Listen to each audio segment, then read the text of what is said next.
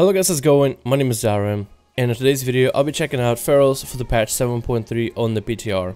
The reason I am checking out Pharaohs is because a lot of people come to my streams asking me what is going on with Pharaohs, what are the changes to Pharaohs, hey Darren, can you tell me what changes are happening to Pharaohs? And for the most part, because I'm not a Pharaoh main, I just tell them I have no idea. I guess you would have to ask a Pharaoh Druid, but still people keep asking me what are the changes, and some people even ask me to check out the changes so that I can be the source of all information. I should point out to you ahead of time that I'm a rogue main, and primarily an outlaw rogue main. That's the only specialization that I really focus on. That's the only specialization that I feel really comfortable answering questions for because I spend so much time playing it. But for Pharaohs of Legion, I actually kind of grew to like Pharaohs of Legion. I know it's very controversial and everybody and the mother is gonna say, but Dalaran, Pharaohs in Cataclysm had Cyclone and Bark Skin and so many other abilities, and I understand that Pharaohs lost a lot of the CC, but a Pharaoh being all bleed kind of fulfills this whole idea that I've always had for Assassination Rogues. I wanted an Affliction Warlock with daggers, but here, instead of being an Affliction Warlock with daggers, you're an Affliction Warlock with fangs. So today we'll be checking out all the changes happening to Pharaohs in 7.3. Major changes that are happening with them is they want to reduce the impact of talents like Savage Roar, Jagged Wounds, and Blood talents. They want to balance out the last 3 talent rows, which a lot of these talent rows are actually different. If you take a look at them, they want to balance out a lot of these abilities that we have right now. They want to increase the skill floor and reduce how punished it can be to error when playing rotation, mostly for the PvE. As a Pharaoh, if you currently mess up a rotation in PvE, your damage will plummet, and it's really difficult for you to stay ahead. At least that's what I'm being told by a lot of people. In PvP, you're squishy. I feel like your damage rotation can be punishing because of the energy caps that you have, and you gotta play around Tiger's Fury, which I think is kind of part of the fun of the specialization, but also it is a bit punishing here and there. They also want to compensate on the power level reduction of talents with baseline damage increases to the spec so that the higher level performance isn't really affected, but the bottom of the spec is brought up. Either means that you do more damage when you're lower level, like when you're leveling and doing dungeons, so you're just as useful, or so you're not as gear dependent, right? You do no damage with no gear, and you crash in the middle of a video. Application crashed. Let's see what that's all about. Alright, let's take a look at the talents. One of them is Jagged Wounds. It got reduced to 20% down from 33. And Jagged Wounds now right here with Incarnation, Jagged Wounds, and Soul of the Forest, which gives you an interesting idea of which talents do you pick now. And before it used to be Jagged Wounds and Incarnation together, but now you have this different thought process of what the hell do you pick? That's going to be an interesting row. So this whole 3 rows are different now. And we have Savage Roar, which is down here. It now has a duration increase by 50%. So for all common points spent. And damage bonus reduced to 15. So it's longer in duration, so you can see it's basically like it's a lot like a, I don't know, slice and dice kind of deal, right? Let me just get some common points. It's basically a slice and dice that you used to maintain back in the day. Bam, Savage Roar. And it lasts for a while. It has a increased damage. What the hell? What is going on? What? I think the Shadow Priest is causing my lag. Hold on. Maybe he isn't. That was the weirdest thing. I think one of his animations lagged me completely. And I think this guy DC'd as well. I think this guy just was lagging me and him both, and he DC'd or something. Okay, there he goes again. I think it's something that this guy's doing. I could be wrong. Hold on. But yes, we have Savage Roar that functions. It's longer in duration, but not as much damage. And it's on same rows, Brutal Slash and Sabertooth. Versus Bite deals 20% increased damage and always refreshes duration of Rip, which is an interesting talent. At level 100, we have Blood talents, which is now 20% damage buff. Moment of Clarity, which they actually buffed a little bit. I believe they changed this ability up slightly recently. I'm not sure. Yeah, there actually was a bunch of other changes to Pharaohs. And then Elude's Guidance as well as here, 30 seconds. They also changed some of the other quality of life things like Prowl, 6-second cooldown. So when you get out of cat form or get out of stealth, you can re-stealth faster. Great for PvP. We have Rebirth, which is your ability to insta-res somebody. It's instant and it no longer consumes Predator Swiftness. Predator Swiftness being when you use the common points and you get a chance to get your next ability be insta-cast and free for cost. So this will no longer consume your Rebirth. Saber-tooth damage bonus versus the bite increased by 20%, which is what we saw earlier. Incarnation, energy cost reduction is now at 50% instead of 60%.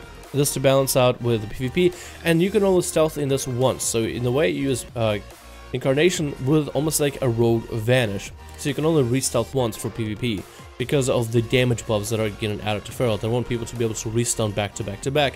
With the damage buffs being 33%, yeah, I can see that. I can definitely see that. Moment of Clarity causes Omen to trigger twice as often and increases the damage of the effect abilities by 25%.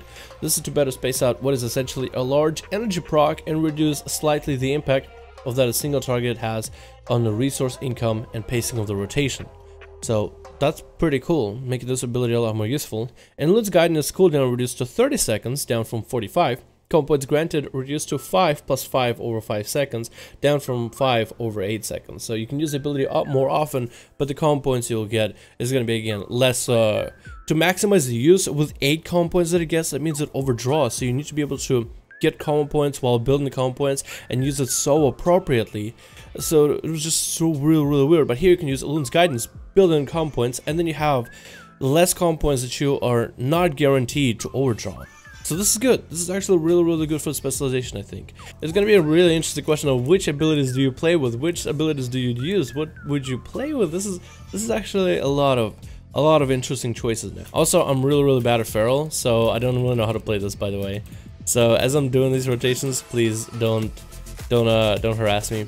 What feels nice about this is if you're going for Incarn, you have this bursty ability, but your bleeds aren't ticking out as fast. And I'm pretty sure, okay, so maybe if I'm not playing with Incarn, maybe I want to try Jagged Wounds. Okay, I also need to build up combo points for a Savage Roar, so I feel like if you're going to play this build, Lude's Guidance might be a little bit stronger, because they did nerf Blood Talons slightly. So with this, we'll be able to get Rips up and refresh his Rip, and always maintaining our bleeds, and maybe getting some buffs with Blood Talons. If I can save Blood Talons, so I can buff the damage of like a Rip and then into a Rake, I think that'll be pretty awesome. Maybe even Moment of Clarity might be a little bit better for that. Let's give this a try. Artifact Weapon, bam, bam. Alright, I'm gonna save it. Save my instacast. I'm gonna use it here. Bam. Bite. So now I can just maintain my bleeds the whole time. That is so cool. Alright, and if I'm ever low on energy, like right here, I'm about to get capped out. Ooh. Let's do this so we can bite for more damage, and then we'll rip or rake. Now we can shred, and that's basically your combo. That's basically your rotation. You maintain your rip the whole time. Look at that. Bam. Oh fuck, I didn't mean to stun him. Making sure rake is still available. Always drawing a little bit on combo points. Bite. I might as well get a shred in there. I'm gonna get this back up in here. Bam. I'm gonna maintain my other bleed dot from Moonfire. You have so much easier rotation this way. I'm not sure if I'm doing a lot of damage on my. I'm not that well geared as this guy. Let's be honest. I'm only 875, so I don't really know how much more of a balance in terms of damage am I getting right now. But this is still pretty cool. I'm gonna pop this. Bam. Did I hit him for 1 million? Did I just hit this guy with the first? But I did hit him for 1 million. Oh, that's exciting. Oh, that's so cool. You can hit things for 1 million if you have like your damage lineups. And so with Soul of the Forest, Savage Roar, maintaining my bleeds on just about 2 targets. Definitely need combo points for my buff. Okay, cool. I'm gonna maintain dots on this guy.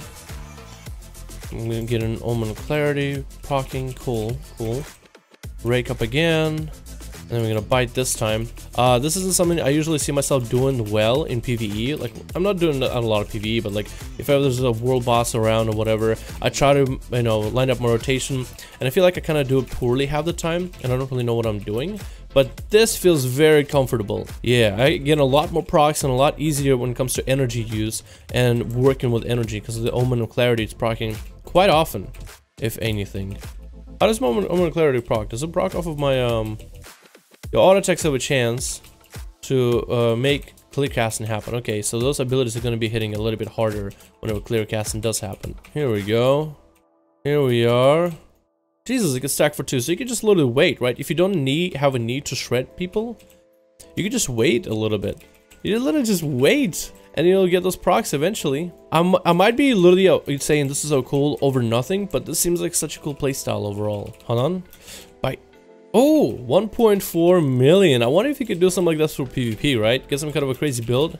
for the most amount of damage increase. Oh, the bites, dude, them bites. Oh, that's kind of cool. Yeah, I wonder if you can 1.5 million is what I have right now on my thing. Oh crap. Bite. Oh, even 800 is pretty cool. Yeah, this is neat. So this is mostly like would be a single target, like burst someone down as fast as possible build. Oh, I'm even doing pretty good damage in single target. That is cool. This is a lot more comfortable when I'm having to single target this guy, because you don't have to worry about your bleeds running out super quick, and you're focusing more about Sabertooth and Bloodhounds, combine that together. That's all your focus is, and you're still doing a lot of damage because they increase your damage by 30%. Like, holy crap. Bite. Artifact weapon. Nice, this is so cool. My damage is even going up because the bleeds got lined up and so much stronger than before. Yes, this is so cool. I like it. Hold on. Bite. And we go back to them big old ferocious bites the best we can. As much damage as we can put out. Well, as you can see, guys, there's a lot of things happening to Feral, and I'm not somebody who's an expert in Ferals. I just play one for fun.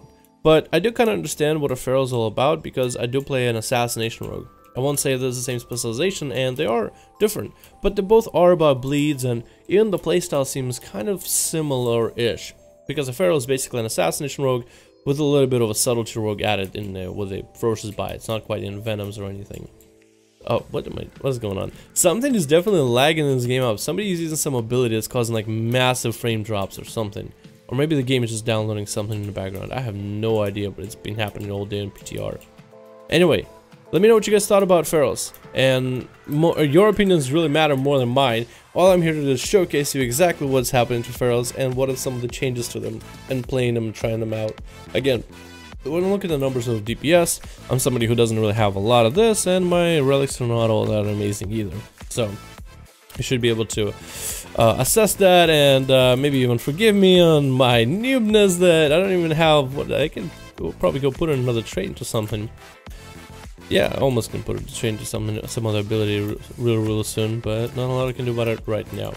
Anyway, thank you guys so much for watching. I hope you enjoyed. Let me know what you thought about this in today's video. Let me know what you thought about the Feral changes, and I'll see you guys in the next one.